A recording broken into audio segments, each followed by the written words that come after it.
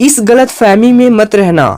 किस गलत फहमी में जी रहे हो तुम गलत फहमी में जी रहे हो। मैं इस गलत फहमी में जी रहा था कि वह मेरी मदद करेगा। अक्सर आपको इस तरह के सेंटेंसेज कभी ना कभी बोलने पड़ते होंगे। क्या आपको पता है कि इस तरह के सेंटेंसेज को हम इंग्लिश में किस तरह से बोलते हैं? आज के इस वीडियो के माध्यम से आप यही जानेंगे कि इस तरह के सेंटेंसेज को हम इंग्लिश में किस तरह से बोलते हैं। तो चलिए जान लेते हैं किस तरह से बोला जाता है इन सेंटेंसेज को इंग्लिश में। इस तरह के सेंटेंसेज को इंग्लिश में बोलने के लिए हम बी इन मिसकंसेप्शन या फिर लिव इन मिसकंसेप्शन का यूज करते हैं। बी इन मिसकंसेप्शन का मतलब होता है गलतफहमी में रहना और लिव इन मिसकंसेप्शन का मतलब होता है गलतफहमी में जीना।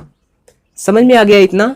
अब आइए इसका रूल देखते हैं कि आप किस रूल से इस तरह के सेंटेंसेज को बनाएंगे। काफी सिंपल है रूल। इसके रूल के लिए सबसे पहले आपको सब्जेक्ट लिखना होगा, उसके बाद आपको हेल्पिंग वर्ब लगानी होगी, उसके बाद आपको लिखना होगा बी इन मिसकंसेप्शन या फिर लिव इन मिसकंसेप्शन।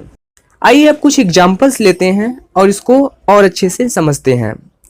इस गलतफहमी में मत रहना। Don't be in this misconception. Don't be in this misconception. किस गलतफहमी में जी रहे हो तुम? Which misconception are you living in? Which misconception are you living in? तुम गलतफहमी में जी रहे हो। You are living in misconception. You are living in misconception. मैं इस गलतफहमी में जी रहा था कि वह मेरी मदद करेगा। I was living in this misconception that he would help me. I was living in this misconception that he would help me.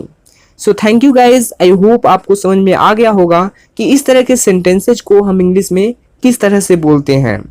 इस तरह के सेंटेंसेज को बोलने की प्रैक्टिस कीजिए, आपके लिए बेहतर होगा। तो हम आपसे फिर मिलेंगे एक न्यू वीडियो में एक न्यू एडवांस स्ट्रक्चर के साथ। तब तक के लिए धन्यवाद। Take care of yourself.